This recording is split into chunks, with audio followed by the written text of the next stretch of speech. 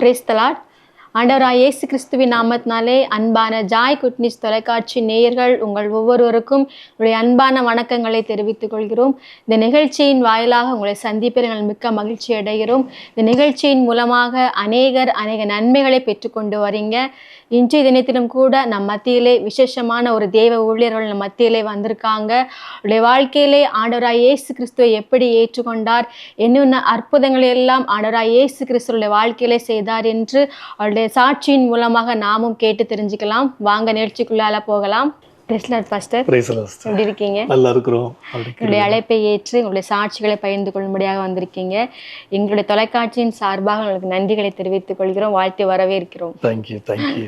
First உங்களுடைய அறிமுகம், உங்களுடைய பெயர், உங்களுடைய அம்மா அப்பா, உங்களுடைய குடும்பம், அப்புறம் நீங்க எங்க ஊழியம் பண்றீங்க, நீங்க எந்த குடும்ப பின்னணியிலிருந்து ரட்சிக்கப்பட்டீங்க, அதை மட்டும் சொல்லுங்க.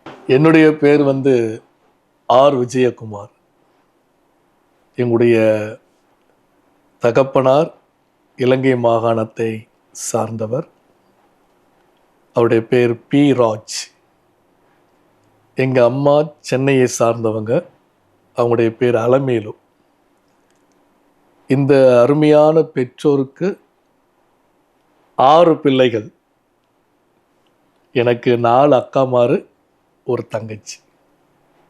பெரிய அக்கா பேர் ஜோதி, 2வது துளசி, 3வது ரேணுகா, 4வது ருக்மணி, 5வது நான், 6வது எங்கள் தங்கச்சி கோகிலா. இப்படி 6 பேரோட மகிழ்ச்சியான ஒரு குடும்பத்தை கர்த்தர் எங்களுக்கு கொடுத்துருந்தார். அதுக்காக நான் கர்த்தரை ஸ்தோத்தரிக்கிறேன்.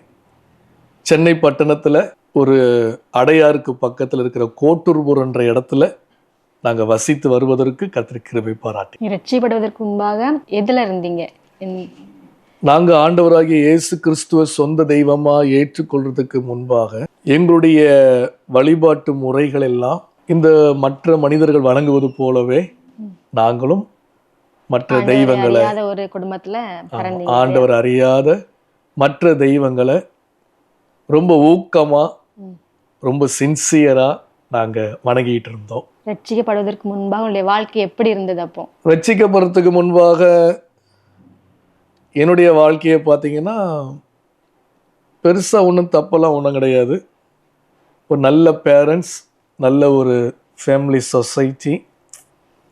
நானும் ஒரு நல்ல பையனாக தான் அந்த குடும்பங்களில் இருக்க கர்த்தர் எங்களுக்கு கர்த்தர் நம்ம இப்போ சொல்கிறோம். அப்படி வாழ்கிற ஒரு டிசிப்ளின் ஃபேமிலியில் தான் கர்த்தர் எங்களை அழகாக வச்சுருந்தார். ஆனால் வெளியில் பார்க்கும் பொழுது ரொம்ப நல்ல பையன்ற பேர் இருந்தது. ஆனால் உள்ளத்துக்குள்ள இருந்த தவறுகள் எங்கள் இருதயத்துக்கு மாத்திரம்தான் தெரிஞ்சது. உங்களுடைய சின்ன வயசு அனுபவத்தை பற்றி சொல்லுங்க. நாங்கள் சின்ன வயசில் எங்களுடைய அம்மா ரொம்ப பக்தி உள்ளவங்க. ரொம்ப பக்தி உள்ளவங்க இருந்ததுனால என்னை அந்த பக்திக்கு நேராக தான் அவங்க வழி நடத்தினாங்க. நிறைய மத புஸ்தகங்களை வாங்கி கொடுத்து என்னை படிக்க வைப்பாங்க. நான் நிறைய மத புஸ்தகங்களை படித்து அதில் வளர எனக்கு உற்சாகப்படுத்தினாங்க. நான் எங்கள் அம்மா சொன்ன அந்த வழியில் தான் உறுதியாக நான் போயிட்டு இருந்தேன். இந்த மற்ற மதங்கள் இருக்கக்கூடிய வெளிப்புறமான எல்லா அடையாளங்களும் என்னுடைய சரீரத்திலையும் வெளிப்படையாகவே இருக்கும்.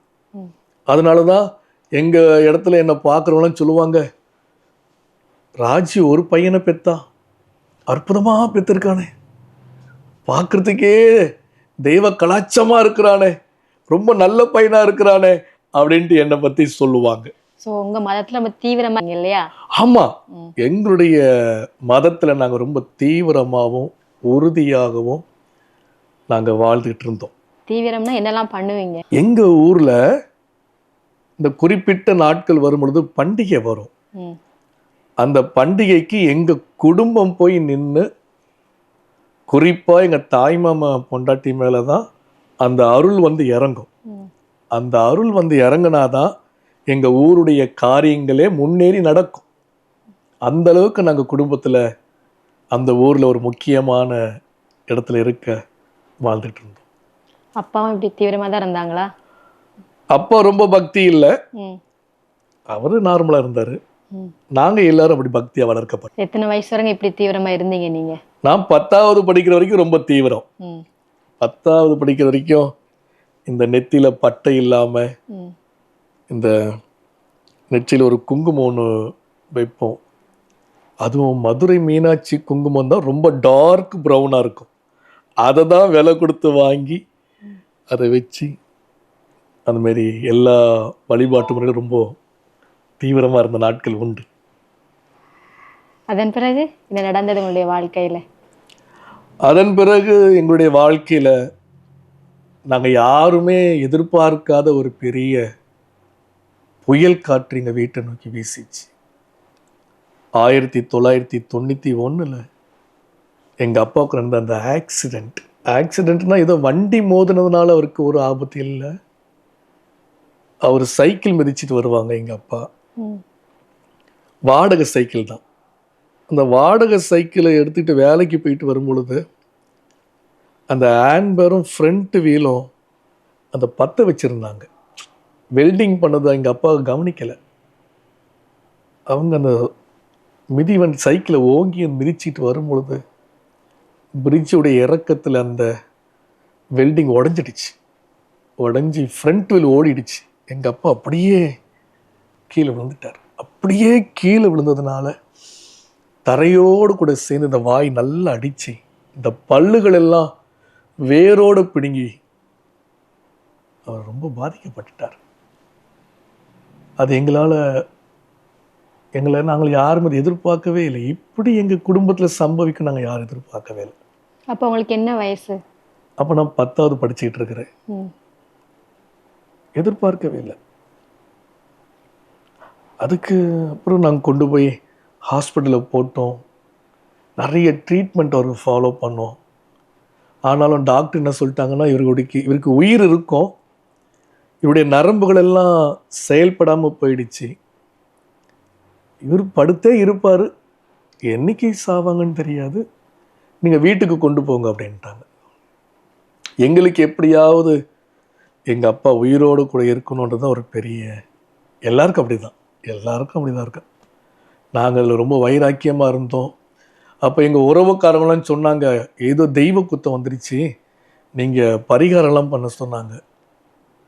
எங்ககிட்ட இப்போ காசு இருந்ததுனால நாங்கள் நல்ல பரிகாரம்லாம் பண்ணோம். சில இடங்களுக்கெல்லாம் போய் விசாரிக்க சொன்னாங்க. போய் விசாரித்தோம்.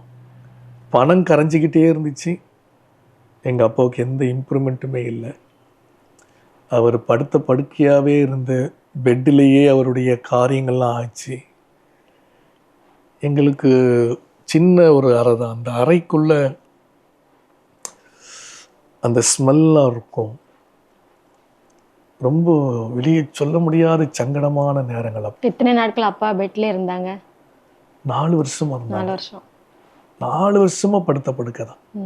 சாப்பாடு எல்லாம் படுத்துக்கிட்டு தான் சாப்பிடுவாங்களா? ஆமாம், படுத்தே தான் கிடப்பாங்க. அப்படியே படுத்து கிடப்பாங்க. இந்த கெட்டில் மாத்திரம் கொஞ்சம் அப்படி தூக்கி விடுவோம், அப்படி சாப்பாடு கொடுப்போம். என்ன பிரச்சனைன்னு சொன்னாங்க? நர்வஸ் எல்லாமே அவருக்கு இன்ஆக்டிவேட் ஆகிடுச்சு இங்கே கழுத்துல இருந்து. அதனால் அவரால் எந்த மூவ்மே பண்ண, அவருடைய உணர்வுகளே கிடையாது, எது போகுதுன்னு அவருக்கு தெரியாது. ரொம்ப சூழ்நிலைகளை அப்போது நாங்கள் எங்கள் பக்தியை நாங்கள் விடலை. அதான் நான் சொல்ல வந்தேன், பக்தியை நாங்கள் விடவே இல்லை. எப்படியாவது எங்களுடைய தெய்வங்கள் வந்து எங்கள் அப்பாவை காப்பாற்றிடவும் நாங்கள் இருந்தோம். அந்த சூழ்நிலை அப்போ இல்லை. பணம் குறைஞ்ச உடனே சொந்தக்காரவங்களும் கொஞ்சம் அப்படியே மெதுவாக விலக தொடங்கிட்டாங்க. ஏன் விலக தொடங்கிட்டாங்கன்னா, இந்த வீட்டில் 5 பொம்பளை பிள்ளைங்க இருக்குது, நம்ம தலையில் இவனை கட்டிடுவான், நம்மளை வந்து யாராவது பணம் கேட்டு இதை கட்டி கொடுக்க செஞ்சிடுவான்னு சொல்லி எல்லாரும் ஒதுங்கவும் தொடங்கிட்டாங்க. அப்பா என்ன வேலை பார்த்துட்டு இருந்தாங்க? Driver, car driver. இப்போ கஷ்டம் எதுவும் இல்லை. ஆமாம், ஸ்மூத்தாக போயிட்டு இருந்த ஃபேமிலி தான் நம்மளுது. அப்போ எங்களுக்கு தெய்வத்துடைய உதவியும் இல்லாமல் போயிடுச்சு, மனிதருடைய உதவியும் எங்களுக்கு இல்லாமல் போயிடுச்சு. இந்த சூழ்நிலை எங்களுக்கு கொஞ்சம் கொஞ்சமாக அழுத்தி அழுத்தி நாங்கள் வறுமைக்கு கீழே தள்ளப்பட்டுட்டோம். 3 வேளை சாப்பிட்டோம், 2 வேளை சாப்பிட்டோம், கடைசியில் ஒரு வேளை சாப்பிட்றதே ஒரு கேள்விக்குரிய ஆயிடுச்சு வாழ்க்கையில். அப்பா இப்போ படுத்த படுக்கை, வருமானம் இல்லைல்ல, அப்போ என்ன பண்ணீங்க வருமானத்துக்கு? அந்த வருமானத்துக்கு நாங்கள் எல்லாருமே வேலைக்கு போனோம். நாளா ஸ்கூலுக்கு போயிட்டு வந்துட்டு டைலரிங் கடையில் காஜா தைக்கிறதுக்கு எம்மிங் தைக்கிறதுக்கு போவேன். ஒரு நாளைக்கு 20 ரூபா. அடிச்சுட்டே வேலைக்கு போனீங்க? ஆமாம், காலையில் ஸ்கூலுக்கு போகணும், சாயந்தரம் பட்டனு கொக்கி எம்மிங்லாம் தைக்கணும் டைலரிங்கில் போயிட்டு. அந்த வேலை நைட்டு 11 மணி வரைக்கும் நடக்கும், அதை முடிக்கணும். லீவு நாட்கள் வந்துச்சுன்னா இந்த வேலைக்கு கூட்டிகிட்டு போவாங்க. எனக்கு நான் செல்லமாக வளர்ந்தேன்னா அதனால் நமக்கு வேலை செய்கிறதுல ரொம்ப கஷ்டம். ஆமாம், அப்போது ஒரு அண்ணன் சொன்னார், நீங்கள் உங்கள் பையனை வேலைக்கு அனுப்புங்க, கஷ்டப்படுறேன், நான் 40 ரூபா தரேன் ஒரு நாளைக்குன்னாரு. அப்போ எங்கள் அம்மா சொன்னாங்க, அண்ணன் தான் வேலைக்கு போ அப்படின்னாங்க. எனக்கு வேலை ஒன்றும் தெரியாது, ஏன்னா அப்படி ஒரு நல்ல ஒரு ஃபேமிலி, நான் ஒரே பையனா, நமக்கு நல்ல மரியாதை வீட்டில். அந்த அண்ணன் கூட்டிகிட்டு போய், தம்பி இந்த வீட்டில் தான் வேலை அப்படின்னு சொல்லி ஆசிட்லாம் வாங்கிட்டு வந்து கையில் கொடுத்துட்டு, நீ இந்த பாத்ரூமை கழுவு அப்படின்ட்டார். எனக்கு பாத்ரூம் கழுவவே தெரியாது, எப்படி கழுவணும்னு கேட்டேன். ஆசிட் எடுத்து அப்படி ஊற்றி அதெல்லாம் போட்டு அப்படி தேய் அந்த அழுக்கெல்லாம் போகும் டைஸ்ல இருந்தாரு. எனக்கு தெரியும், நான் அதை திறந்து அப்படியே ஃபுல்லாக அப்படி ஊற்றி விட்டுட்டேன். ஊற்றி விட்டா பயங்கர நெடி, பயங்கர மூச்சு விடவே முடியல. அந்த ஆளர் கதவு வர சாத்திட்டு போயிட்டாரு. தண்ணி அள்ளி ஊற்றி விட்டு ஒன்றும் போகலை, அது காலெல்லாம் அடிச்சு கண்ணெல்லாம் அடிச்சு. அப்புறம் ரொம்ப நேரம் பாத்ரூம் கழுவுனேன். அப்புறம் வெளியே வந்தேன். வெரி குட், ரொம்ப சுத்தமாக கழுவி இருக்கிற, இன்னும் 2 கழுவு அப்படின்னாரு. ஐயோ, இன்னும் 2 பாத்ரூம் கழுவணுமா அப்படின்ட்டு நான் மாத்திரம் இல்லை, எங்கள் அம்மாவும் உலக அறியாமல் இருந்தாங்க. அவங்களும் வேலைக்கு போய் வீடு வேலைகளுக்கு போனாங்க. எங்கள் அக்காமாரெலாம் படிச்சுட்டு அப்படி சின்ன சின்ன வேலை. அப்படியும் எங்கள் அப்பாவுடைய மெடிசன்ஸுக்கு தான் நிறைய பணம் போது தவிர என்னுடைய டே டு டே லைஃபுக்கான நீடட் சந்திக்கப்படலை.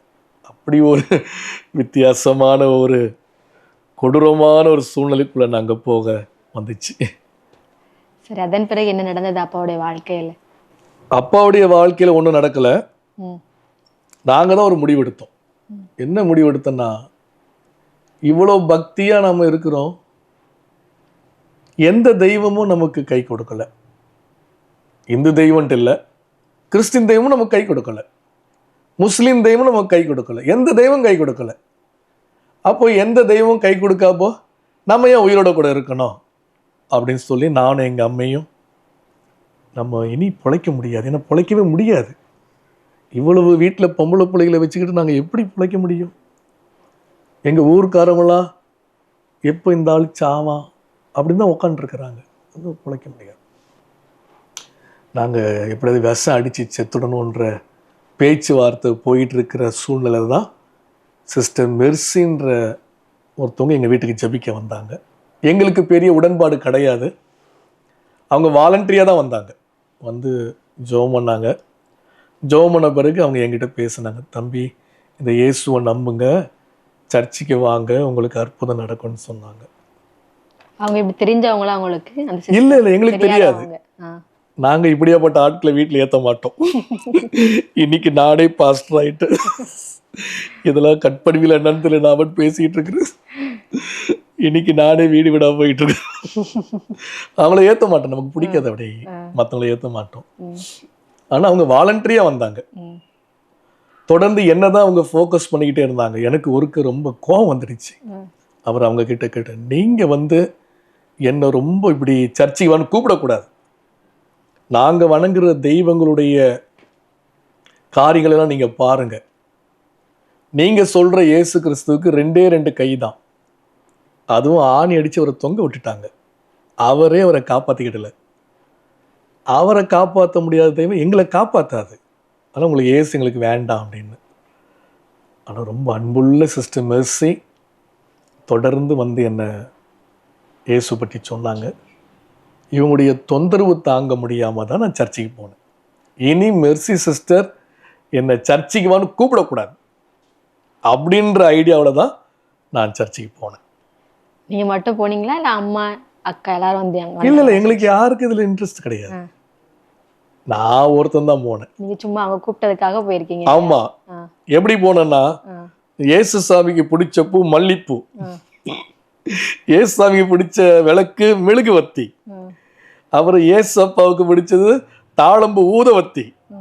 அப்படி நான் நினைச்சிட்டு இதெல்லாம் ஒரு பையில கட்டி சரி கொண்டு போய் இந்த இயேசுக்கு போட்டு வரலான்ட்டு சின்னமலையில இருக்கிற புதுவாழ்வு ஏஜி சபை பாஸ்டர் மோகன் ஐயா அவங்க சபைக்கு தான் 1995 போனேன். போனா சினிமா தியேட்டர் மாதிரி இருந்துச்சு. இந்த கொண்டு வந்த பூவெல்லாம் எங்க வைக்கிறதுக்குன்னு தெரியல. அவர் தூக்கி கீழே வச்சுட்டு உட்காந்துருந்தேன். பெரிய சர்ச், நான் இது வரைக்கும் அப்படி பார்த்ததே இல்லை. நிறைய மக்கள் பரவசமாக தெய்வத்தை அங்கே தொழுதுகிட்டு இருந்தாங்க. நான் வேடிக்கை தான் பார்த்துக்கிட்டு இருந்தேன். எனக்கு இதை பற்றி உங்களுக்கு புரியாதில்ல. நான் வேடிக்கை தான் பார்த்துட்டு இருந்தேன், எல்லாரையும் வேடிக்கை பார்த்துட்டு இருந்தேன். அப்போது பாஸ்டர் மோகன் ஐயா வந்து மைக் எடுத்து, இன்னைக்கு புதுசாக வந்திருக்கிறவங்க எழுந்து நில்லுங்க, அப்படி முன்னாடி வாங்கன்னு கூப்பிட்டாரு. நான் முன்னாடி போனேன். அப்போ அவங்க ஏதோ சொல்லி ஜெபம் பண்ணாங்க. எனக்கு அந்த ஜெபம் என்னன்ட்டு எனக்கு தெரியலை, இன்னைக்கு வரைக்கும் எனக்கு தெரியலை. ஆனால் அவங்க ஜெபம் பண்ணாங்க. அப்போ நான் கண்ணை மூடி, நாங்கள் எங்களுடைய வழக்கத்தின்படி கையை இப்படி வணங்கி கண்ணை மூடி நான் அப்படியே நின்றுக்கிட்டு இருக்கிறேன். என்ன அறியாமலேயே என்னுடைய கண்கள்லேருந்து தண்ணி அப்படி வடிஞ்சிக்கிட்டே இருக்கு. தொடர்ந்து என்னுடைய கண்ட்ரோல் இல்லாமலே கண்ணில் தண்ணி வடிஞ்சிக்கிட்டே இருக்கு. என் மூளை சொல்லுது, எல்லாரும் உன்னை வேடிக்கை பார்க்குறாங்க, நீ அழுதுகிட்டு இருக்கிற அப்படின்ட்டு என் மூளை சொல்லுது. என் உள்ளத்துலேருந்து ஒரு அமைதியான சத்தம், இயேசு உன்னை நேசிக்கிறார், இயேசு உன்னை நேசிக்கிறார் அப்படின்னு ஒரு மெல்லிய சத்தம் எனக்கு வந்தது. அப்போது நான் பேச தொடங்கினேன். ஆண்டவரே, நீர் உண்மையான தெய்வம்னா உங்ககிட்ட 2 கோரிக்கை. எல்லாரும் எங்கள் அப்பா செத்துருவாருன்ட்டு சொல்லிட்டு இருக்கிறாங்க, எதிர்பார்த்துக்கிட்டு இருக்கிறாங்க. ஏன்னா அதுதான் உண்மை. நீர் ஒரு உண்மையான தெய்வம்னா எங்கள் அப்பா உயிரோடு இருக்கணும், 1. 2வது அவர் எழுந்து அவர் வேலையை அவர் பார்த்துக்கிடணும். ஏன்னா வீடு முழுக்க பயங்கரமான ஸ்மெல்லாக இருக்கும், பார்த்துக்கிடுங்க அப்படின்ட்டு.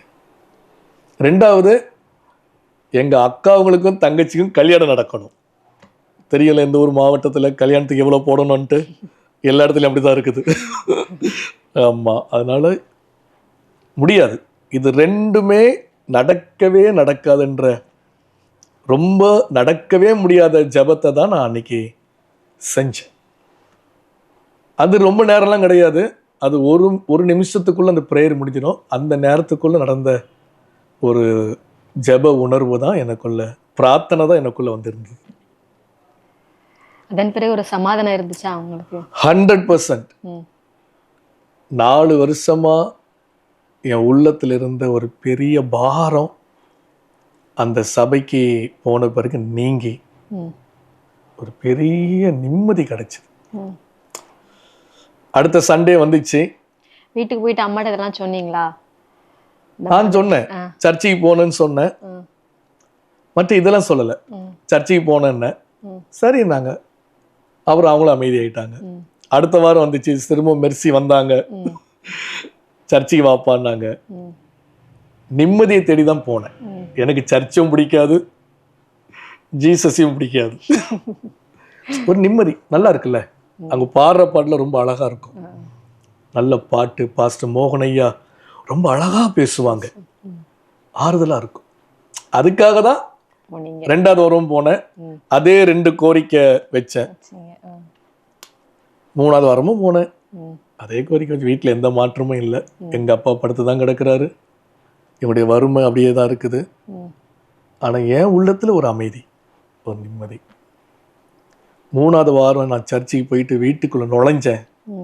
என் கண்களை என்னால நம்பவே முடியல. படுத்தே கிடந்த எங்க அப்பா, 4 வருஷம் படுத்திருந்தவர் எழுந்துச்சு உக்காந்துருந்தார்.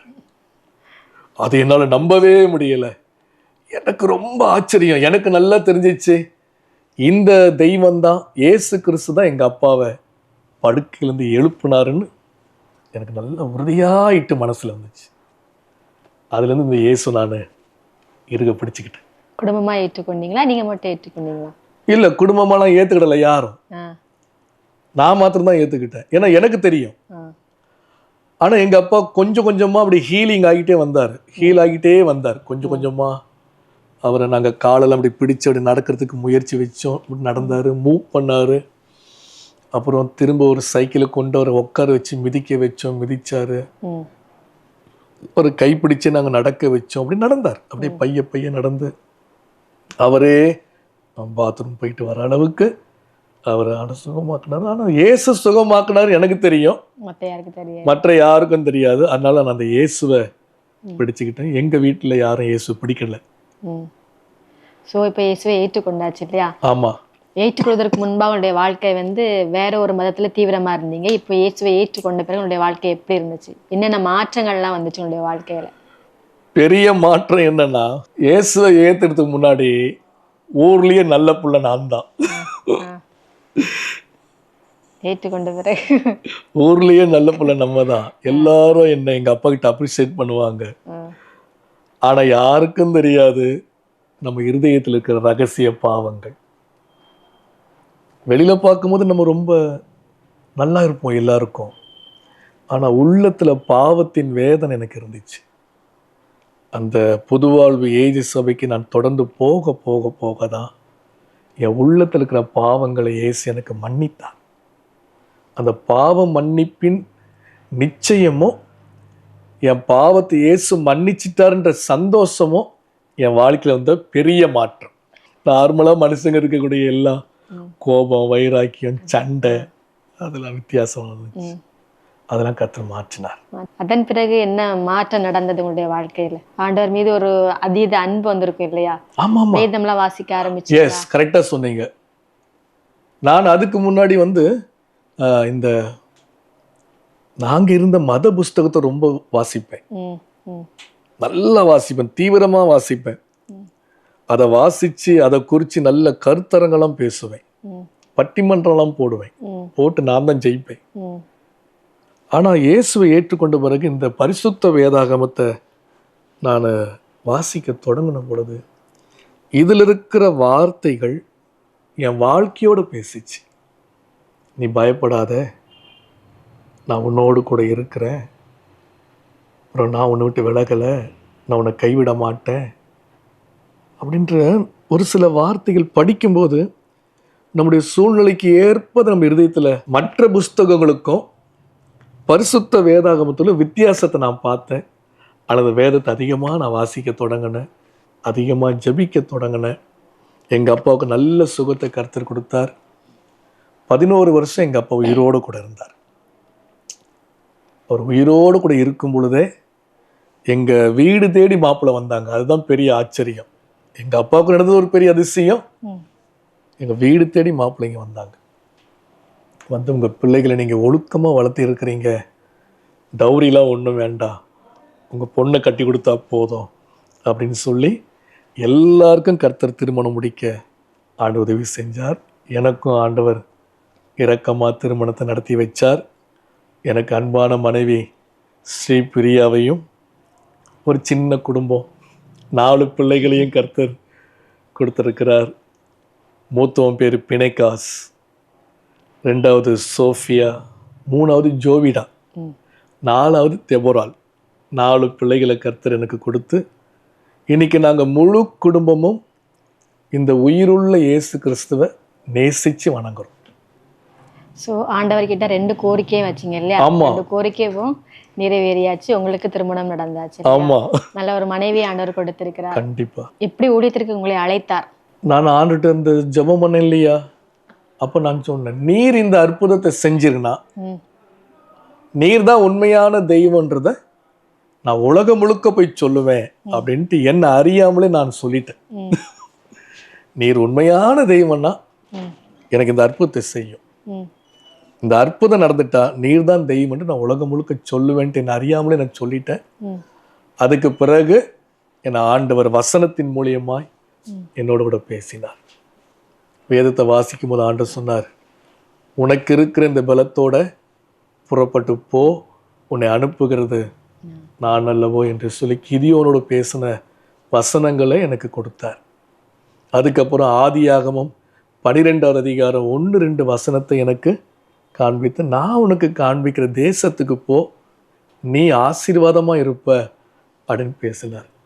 அப்போ நான் காலேஜ் படிச்சுக்கிட்டு இருக்கிறேன். காலேஜ் முடித்த உடனே நான் வேலைக்கு போகணும். வேலைக்கு போக வேண்டிய சூழ்நிலை. நான் இரவெல்லாம் வேதம் வாசித்து ஜெபிக்கிறது எனக்கு ரொம்ப பிடிக்கும். அது ஆண்டவர் தான் கொடுத்த கிருபை நினைக்கிறேன். நல்லா நைட்டெல்லாம் ஜெபிக்கிறது ரொம்ப பிடிக்கும். பர்சனலாக ஜெபிக்கிறது ரொம்ப பிடிக்கும். அப்போ ஆண்டவர்கிட்ட சொல்கிறேன், ஆண்டவரே நான் காலேஜ் முடிச்சுட்டு வேலைக்கு போகவா, உங்களுடைய வேலையை செய்யவா அப்படின்னு ரொம்ப நாள் ஜெபம் பண்ணேன். உடனெல்லாம் கிடைக்கல வார்த்தைகள், ரொம்ப நாள் ஜெபம் பண்ணேன். அப்போ ஆண்டவர் சொன்னார், நீ என்னுடைய வேலையை செய், நான் உன்னுடைய குடும்பத்தின் தேவைகளை எல்லாம் நான் பொறுப்பெடுத்துக்கிடுவேன் அப்படின்ட்டு ஒரு காமன் வேர்டு தான் எனக்கு வந்துச்சு. நீ என்னுடைய வேலையை செய், நான் உன்னுடைய ஃபேமிலியுடைய எல்லா விதமான பொறுப்புகளையும் நான் எடுத்துக்கிடுவேன்னு சொல்லி அந்த வேர்டு வந்தது. அதுக்கப்புறம் நான் வேதாகம கல்லூரிக்கு போய் படித்து பட்டம் பெற்று பாஸ்டர் ஆகிறதுக்கு கர்த்தர் உதவி செஞ்சார். ஊழியத்திற்கு வந்த பிறகுதான் திருமணம் இல்லையா? ஆமாம்மா, பிறகுதான் திருமணம். ஆமாம்மா. நான் உறுதியாக இருந்தேன். என்ன உறுதியாக இருந்தேன்னா, எங்கள் வீட்டு பொம்பளைங்களாம் கட்டிட்டு போகணும். முதல்ல இவங்களாம் கட்டிட்டு போன பிறகுதான் எனக்கு கல்யாணம் பண்ணணும், இல்லைன்னா அது நல்லா இருக்காது அப்படின்ட்டு ரொம்ப உறுதியாக இருந்தேன். ஜெபம் பண்ணேன். நான் உறுதியாக இருந்து என்ன இருக்கு. அதே மாதிரி கர்த்தர் எங்கள் 4 அக்காவுக்கும் ஒரு தங்கச்சிக்கும் கல்யாணம் கட்டின பிறகு என்னுடைய ஃப்ரெண்டு, அவன் பேர் சி குமரேசன், ஜான் டானியல்ன்ட்டு நான் தான் அவனுக்கு ஞானஸ்தானத்தில் பேர் வச்சேன். அவனுக்கும் கல்யாணம் கட்டி வச்ச பிறகுதான் 6 மாதம் கட்டி தான் நான் கல்யாணம் கட்டினேன். இன்ட்ரெஸ்டிங். சரி, அப்பா ரட்சிக்கப்பட்டாங்களா எப்படி?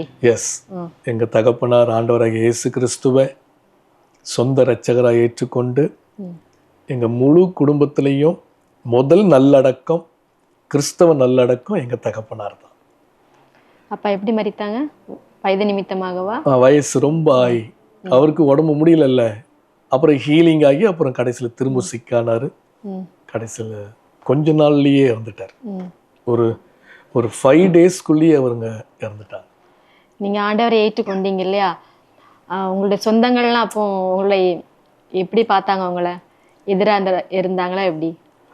அவங்கெல்லாம் வேற மதம் இல்லையா? ஆமாம், எங்கள் சொந்தக்காரவங்க எங்களை யாரும் எதிர்க்கலை, எதிர்க்கவும் இல்லை, எங்களை ஆதரிக்கவும் இல்லை.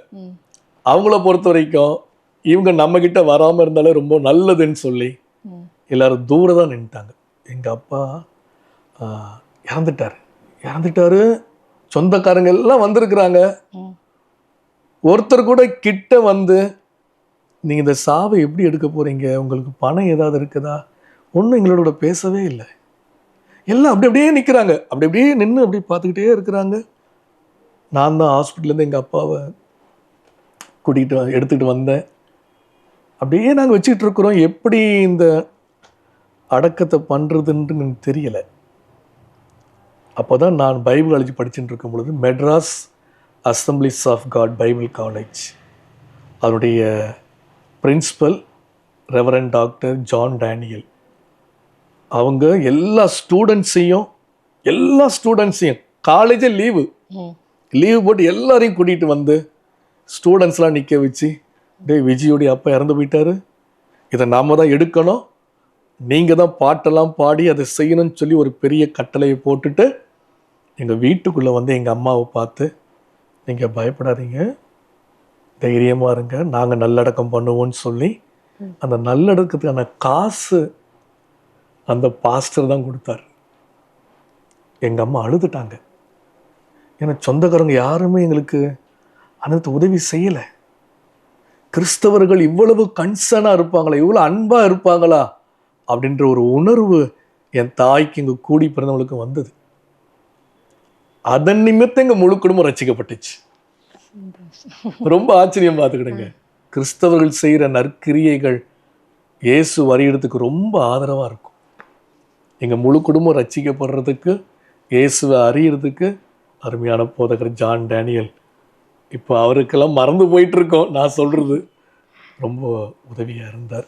நான் இயேசுவை ஏற்றுக்கொண்ட பிறகு என்ன கிறிஸ்துவத்துக்குள்ள ஊன்ற நடத்துறதுக்கு சிஸ்டர் ரோஸ் கில்கால் மினிஸ்ட்ரின்னு அந்த அம்மா என்னை ஞானஸ்தானம் எடுக்க உற்சாகப்படுத்தி உனக்கு இப்படியாப்பட்ட வரங்கள் இருக்குது தம்பின்னு சொல்லி என்னை பலப்படுத்தினாங்க.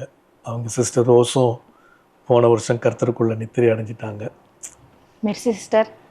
மெர்சி சிஸ்டரும் இறந்துட்டாங்க, கர்த்தருக்குள்ள நித்திரை அடைஞ்சிட்டாங்க. அதுக்கப்புறம் சிஸ்டர் ஜார்ஜி ஜீவரத்னன்ற ஒரு அம்மா கோடம்பாக்கத்தில் அண்டண்டு உள்ள அப்பம் சாம் ஜெபதுரை அவங்க இறந்துட்டாங்க.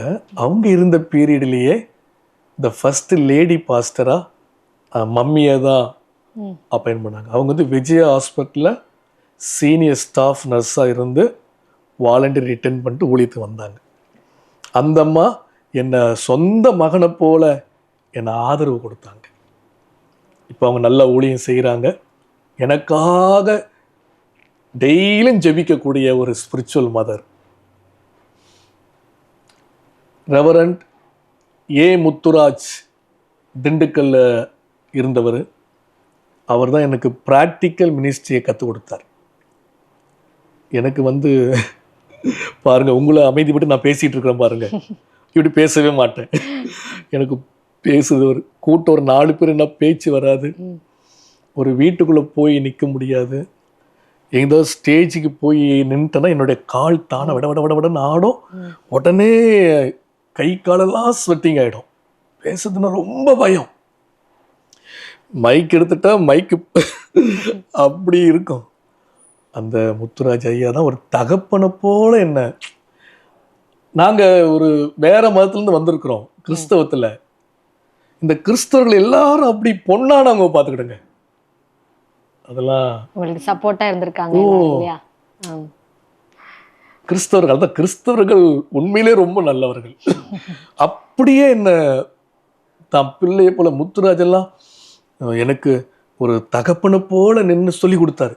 எப்படி பாடணும், எப்படி பிரசங்கிக்கணும், எப்படி நிற்கணும், எப்படி ட்ரெஸ்ஸிங் பண்ணணும், எப்படி ஹவுஸ் விசிட்டிங் பண்ணணும், சின்ன சின்னதெல்லாம் எனக்கு ஒரு இன்னைக்கு அவங்க இருக்கிறாங்க.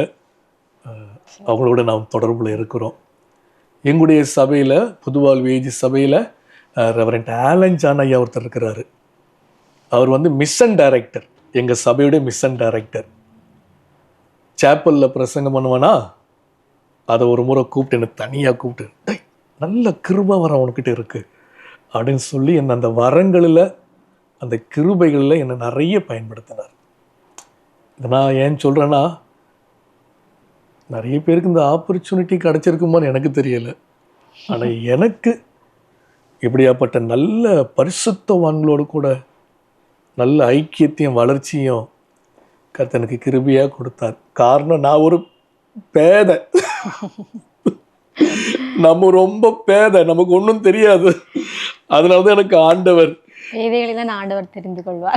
நீங்க உஷாரா வசனமெல்லாம் சொல்லி உற்சாகமாகிட்டு இப்படி கிறிஸ்தவர்களை நான் அணைச்சி இந்த ஊழிய பகுதியில் என்ன பலப்படுத்தினாங்க. திருமணம் சென்னையில நடந்தது இல்லையா உங்களுக்கு? ஆமா, திருமணம் ரொம்ப சூப்பரா இருக்கும். ஆமா, எல்லாருக்கும் சூப்பரா தான் இருக்கும்னு சொல்லுவீங்க. என்னுடைய மேரேஜ்ல வந்து பயங்கர பிளெஸிங். என்ன தெரியுமா, நிச்சயம் முடிஞ்சிச்சு. நான் பாஸ்டர் மோகனையா சபையில தான் ஊழியம் செஞ்சுக்கிட்டு இருக்கிறேன். பாஸ்டர் மோகனையா, டே நீ ஊழியம் செய்கிற இடத்த நான் பார்க்கணும் அப்படின்ட்டாரு. திடீர்னு சொல்லிட்டாரு.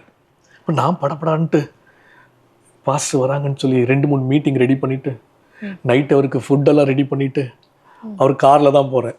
நல்லா இருக்கியா? நல்லா இருக்கிறேன் ஐயா, அவ்வளோதான். அதுக்கப்புறம் பேசலை. அப்படியே போனோம். ஏரியாவுக்கு வந்தார், விசிட்டிங்லாம் போனார், அப்புறம் உக்காந்தாரு, சாப்பிட்டாரு. அப்படி முடிச்சு நைட்டு 11:30 மணிக்கு லிஃப்ட்டு திறக்கணும் ஐயாவுக்கு. நான் அப்படியே படப்படா நான் மேலே ஏறி நான் லிஃப்ட்டு திறந்தேன். நிச்சயம் பண்ணிட்டியாமே? ஆமாம். நான் உங்களேருந்து வர வேண்டாமா? நீங்கள் தான் பாஸ்டர் வரணும்.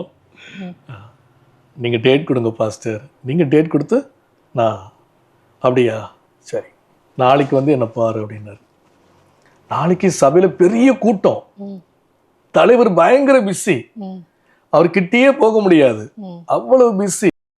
எல்லா கூட்டமும் முடிஞ்சு ஒரு 10-15 பேர் பாஸ்டர் மோகனை சுத்தி நிக்கிறாங்க. அவர் டைரி எடுத்து அப்பாயின்மெண்ட் கொடுத்துக்கிட்டே இருக்கிறாரு எல்லாருக்கும். நான் கடைசியா நின்றுட்டு இருக்கிறேன். அப்புறம் என்ன பார்த்துட்டு என்ன நிக்கிறேன் அப்படின்றாரு. மறந்துட்டார் அவரு. பாஸ்டர் கல்யாணத்துக்கு தேதி தரேன்னு சொன்னீங்களே பாஸ்டர். ஓ, தேதி தரேன்னு சொன்னான்ட்டு டைரி உருட்டுறாரு. தேதியே இல்லை அவர்கிட்ட. எல்லாம் கொடுத்துட்டேனப்பா, டேட் இல்லையப்பான்னாரு. நான் அப்படியே அமைதியானுட்டு இருந்தேன். ஒரு கொஞ்ச நேரம் கழிச்சு ஆஃபீஸில் ஓடி போய் அந்த தேதி ஃப்ரீயாக இருக்காரு பாரு, அங்கே பிஏ வைக்கலன்னு ஓடி வரேன் நான். பாஸ்டர் நீங்கள் சொன்ன ஜனவரி 19 ஃப்ரீயாக இருக்குதான் பாஸ்டர். ஃப்ரீயாக இருக்குதா? சரி, அப்போ ஜனவரி 19 உனக்கு கல்யாணம். நான் உனக்கு கல்யாணம் கட்டி வைப்பேன். சரிங்க ஐயா, அன்னைக்கு தான் ஏன் கல்யாண நாள் அப்படின்னாரு பாருங்க. எப்படி இருக்கும்? நான் பயங்கரம் அல்லேலூயான்னு கத்திட்டு, நான் கத்துறேன்னு எல்லாரும் சிரிச்சாங்க என்ன பார்த்துட்டு. இவன் ஏன் அப்படி கத்துறான்ட்டு. ஏன்னா எனக்கு கிடைச்ச மிகப்பெரிய ஆசீர்வாதமா அதை நான் கருதுறேன். பாஸ்டர் மோகன் ஐயா உலக அறிஞ்சவர். அவருடைய கல்யாண நாளில் 36th வெட்டிங் அனிவர்சரி அன்னைக்கு அவருக்கு. அப்போ அவங்களே அம்மா பாஸ்டர் அம்மா அவங்க கல்யாண நாளில் எனக்கு அந்த தேதியை கொடுத்து என்ன ஆசீர்வாதம் பண்ணாங்க. எப்படி இருக்கு? நினைச்சே பார்த்துருக்க மாட்டீங்க நீங்க. என்னாலே நினைச்சு பார்க்க முடியல. அவ்வளவு மகிழ்ச்சியான திருமணத்தை துவங்க கர்த்தர் உதவி செஞ்சார். மனைவி சப்போர்ட்டா இருக்காங்களா ஊழியத்துல? கண்டிப்பா. ஏற்ற துணையை தருவேன் அப்படின்ட்டு கர்த்தர் ஆதாமுக்கு கொடுத்தார். அப்புறம் கொஞ்ச நாள் பார்த்தீங்கன்னா 3வது அதிகாரத்துல அந்த ஏற்ற துணை தான் சொல்ல முடியாத வினையா மாறிடுச்சுன்றது நம்ம எல்லாருக்குமே, வேதம் படிக்கிற எல்லாருக்குமே தெரியும். ஆனால் என்னுடைய ஒய்ஃப் பயங்கர சப்போர்ட்டிவ். நான் ஊழியத்தில் வந்ததும், ஊழியங்களுக்கு போகிறதும், இந்த நாட்களில் நான் நாகர்கோயிலுக்கு வந்ததும் என் ஒய்ஃப் ப்ரேயர் பண்ணி ஒரு நாள் என்னை எதிர்த்து நீங்கள் ஏன் இப்படி பண்ணுறீங்க, அங்கே போகிறீங்கன்னு சொல்லவே மாட்டான். ஆண்டவர் உங்களுக்கு என்ன சொல்கிறோ நீங்கள் செய்யுங்க, உங்கள் பின்னாடி நான் வருவேன். திருமணம் முடிஞ்சு எத்தனை வருஷம் அங்கே இருந்தீங்க சென்னையில்? அப்போ திருமணம் முடிஞ்சா 2009 கல்யாணம் முடிஞ்சது. 2022 வரைக்கும் நாங்கள் பாஸ்டர் மோகனையா சபையில் உடன் ஊழியராக இருந்தோம். 2022க்கு பிறகு தான் நான் இங்கே நாகர்கோவிலுக்கு வந்தேன். இங்கே எப்படி வந்தீங்க? ஆண்டவர் ஆமாம், மெய்ப்பனில்லாத ஆடுகளுக்கு உன்னை கொண்டு போவேன்னு சொன்னார்.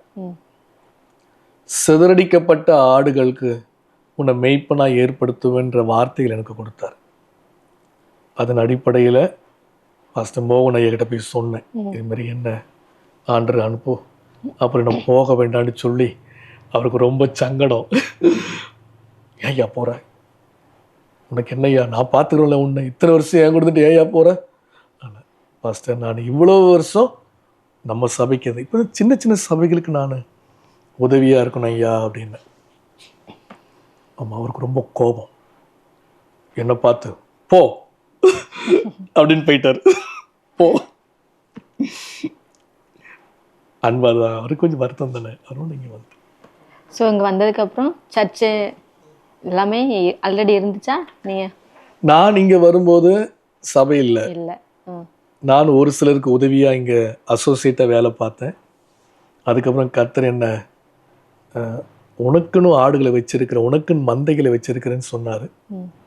அப்போ நாங்கள் எங்கள் வீட்டிலேயே நாங்கள் ஜெப கூட்டத்தை தொடங்கணும். சொந்த வீடெல்லாம் இருக்கா? இங்கே எப்படி எங்களுக்கு சொந்த வீடு கிடைக்கும்? இங்கே வாடகை தான். எத்தனை பேர் வராங்க இப்போ சர்ச்சுக்கு? இப்போ சபைக்கு 60 பேர் வராங்க. ஆனால் எங்கள் வீட்டில் நாங்கள் சர்ச்சு ஸ்டார்ட் பண்ணும்போது கதவெல்லாம் முதல்ல அடைச்சோம், ஜன்னலெல்லாம் அடைச்சோம். ஏன்னா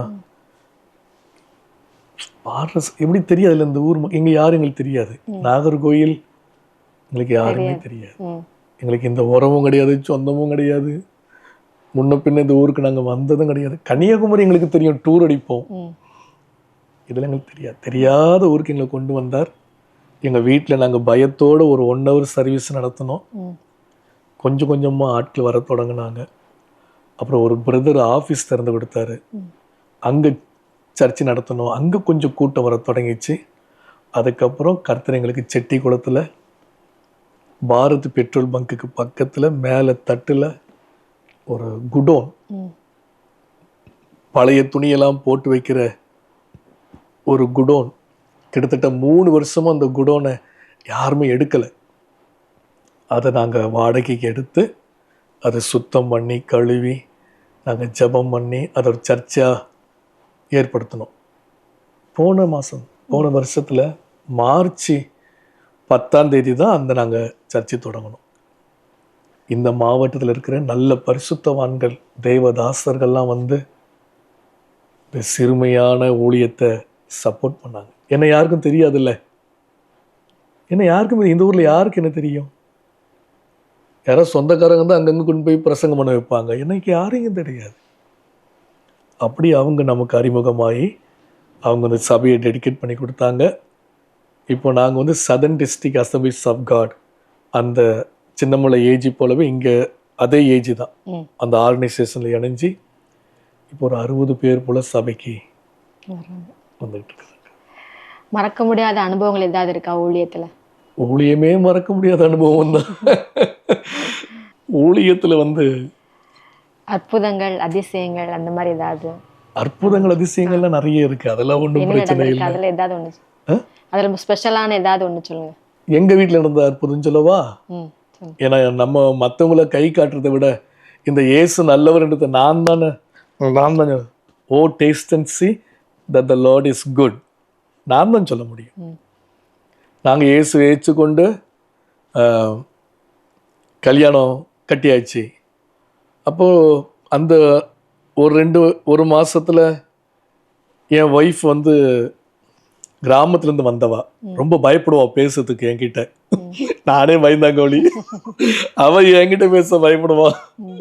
அப்போ நைஸாக ஊழியம் முடிச்ச உடனே நைட்டு இங்கே பாருங்க, என்ன எங்கள் அம்மா சொல்லி அனுப்புனாங்க. என்ன சொல்லி அனுப்புனாங்க? நமக்கு வந்து 5 வருஷம் குழந்தை பிறக்காதான்.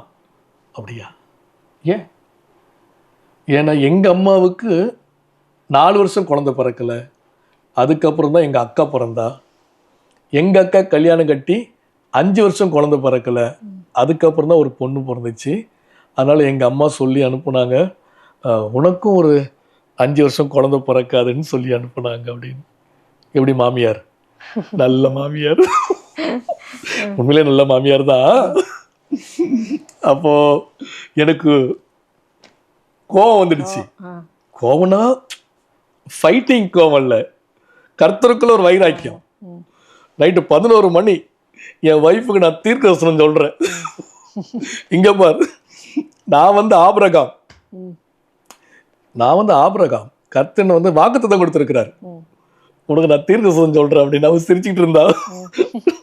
நீ அடுத்த மாசம் கன்சீவ் ஆயிடுவ, உனக்கு ஒரு குழந்தை பிறக்கும். அது முதல்ல பையன், அவன் பேர் பிணகாசுன்னு பாருங்க. அவன் சிரிக்க, நான் சிரிக்க, பக்கத்துல எங்க அம்மா டேய் லைட் ஆஃப் பண்ணி படுங்கடா. இது விளையாட்டு நடந்துச்சு. என்ன ஒரு பியூட்டி, என்ன ஒரு மிராக்கல்னா, ஆண்டவர் அடுத்த மாசமே அவள் கன்சீவ் ஆக உதவி செஞ்சார். அந்த விட பெரிய அற்புதம், முதல் பிள்ளை ஆம்பளை பிள்ளையை பெத்தெடுக்க கிருபை பாராட்டினார். பிணைக்காசு நாங்கள் பேர் வச்சோம்.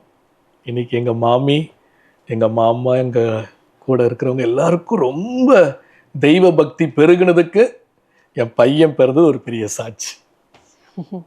பிள்ளைங்களாம் என்ன பண்ணுறாங்க? இப்போ பிள்ளைங்கள்லாம் படிச்சுட்டு இருக்கிறாங்க. பிணைகாசு வந்து 10வது படிக்கிறான்.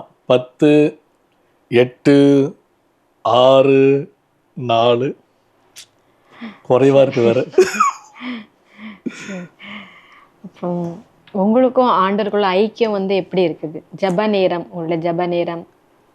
ஆமா, நான் இயேசுவை ஏற்றுக்கொண்ட பிறகு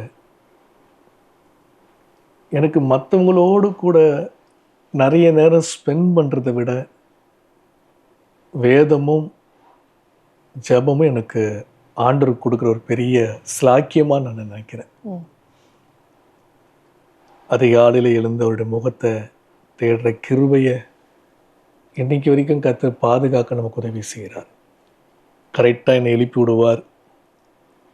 முகத்தை கழுவி தலையை வாரி ஸ்தோத்திர பாடலாம் பாடி, அடுத்தது வேதத்தை எடுத்து ரெகுலர் சாப்டர் படிப்பேன். இப்படி அங்கங்கே துள்ளிலாம் போக மாட்டேன். ஃபோனை ஓப்பன் பண்ணி இன்னைக்கு யாராவது வசனம் போட்டுருங்களான்னு பார்க்க மாட்டேன்.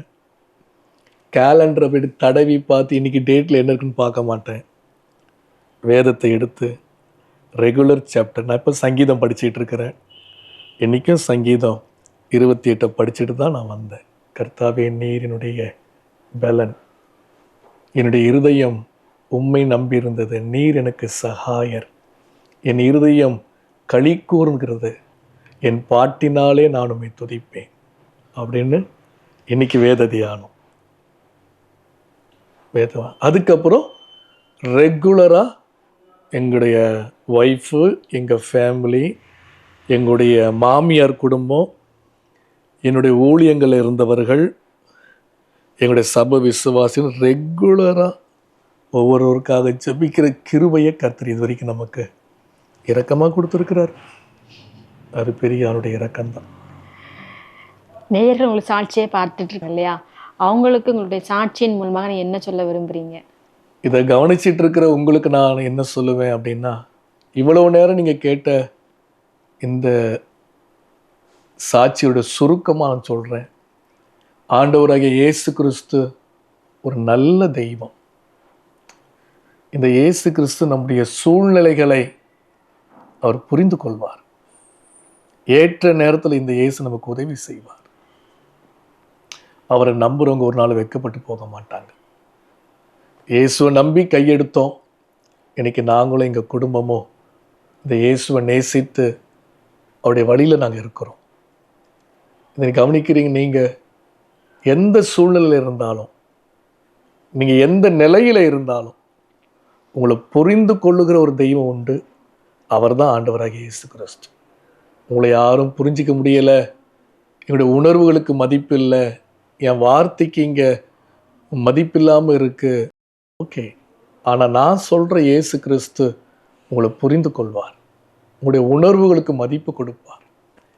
நீங்கள் கடந்து போகிற சூழ்நிலையில் இந்த இயேசு நிச்சயம் உங்களுக்கு ஆதரவாக இருந்து உங்களை தப்பு வைப்பார். எங்களை வாழ வச்ச ஆண்டவர் உங்களையும் நிச்சயம் வாழ.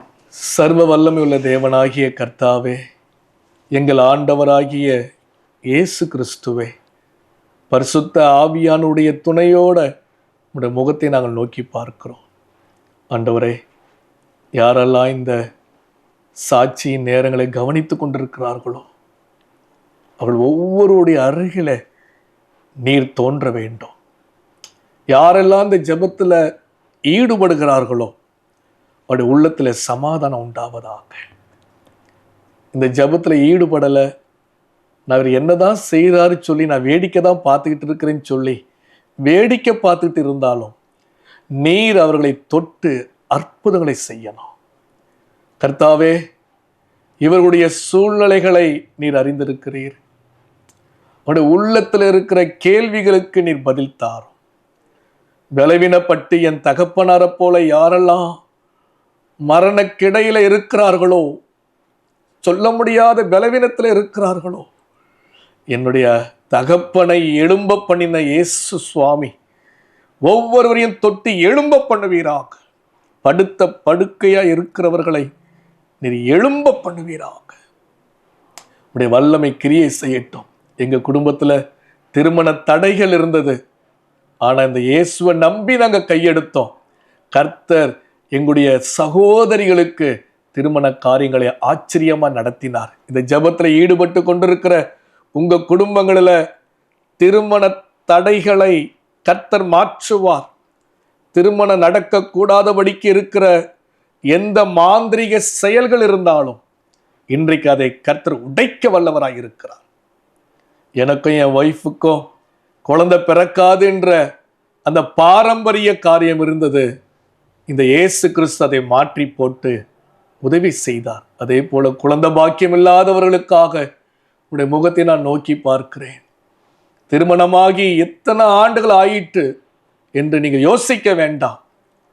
நான் சொல்லுகிற இயேசு கிறிஸ்துக்கு அற்புதம் செய்ய நாட்கள் முக்கியமில்லை. ஒரு நொடியில அடைக்கப்பட்ட கர்ப்பங்களை திறப்பார், பலவீனப்பட்ட அவயங்களை பலப்படுத்துவார். குடும்பமா சாக கடந்தோம், எங்களை வாழ வைத்த இயேசு உங்களையும் வாழ வைப்பார். அன்பின் ஆண்டவர், இந்த ஜெபத்தில் ஈடுபட்ட ஒவ்வொருவரையும் ஆசீர்வதித்து நன்மையினாலும் கிருபையினாலும் நிறைத்து, இதோ ஒரு திறந்த வாசலை வைத்திருக்கிறேன் என்று சொன்னவர் இந்த நாட்களில் பிள்ளைகளுக்கு திறந்த வாசலை தந்து பலப்படுத்தும். இயேசு கிறிஸ்துவின் இன்ப நாமத்தில் பிதாவே, ஆமென். நிச்சயமாக உங்களுடைய சாட்சி எல்லாருக்கும் பிரயோஜனமாக இருக்கும். நீங்கள் கர்த்தருக்காக இன்னும் வல்லமை எடுத்து பயன்படுத்தப்படணும். உங்களுடைய அழைப்பை ஏற்று உங்களுடைய சாட்சியை பகிர்ந்து கொள்ளும்படியாக வந்தீங்க. எங்களுடைய தொலைக்காட்சியின் சார்பாக நாங்கள் நன்றிகளை தெரிவித்துக் கொள்கிறோம். தேங்க்யூ. ஜாய் குட் நியூஸ் ஆர்கனைசேஷனுக்கும் கிறிஸ்து இயேசுவுக்குள்ளான நன்றிகள். கர்த்தர் உங்களை ஆசீர்வதிப்பார். தேங்க்யூ. நேயர்களே, இவ்வளவு நேரமாய் அருமையான ஒரு சாட்சியை கேட்டீங்க. பாஸ்டருடைய வாழ்க்கையிலே அதிசயத்தை செய்த தேவன் நிச்சயமாய் இந்த சாட்சிகளை பார்க்கிறதான உங்களுடைய வாழ்க்கையிலும் ஒரு அற்புதத்தை செய்ய அவர் வல்லமையுள்ள தேவனாயிருக்கிறார். இன்னும் இது போன்ற அனுபவங்கள் உங்களுடைய வாழ்க்கையிலும் இருந்தால் எங்களை தொடர்பு கொள்ளுங்கள். இன்னும் அடுத்த நிகழ்ச்சியிலே இன்னும் ஒரு தேவ ஊழியரோடு நாங்கள் உங்களை சந்திக்கிறோம். நன்றி, வணக்கம்.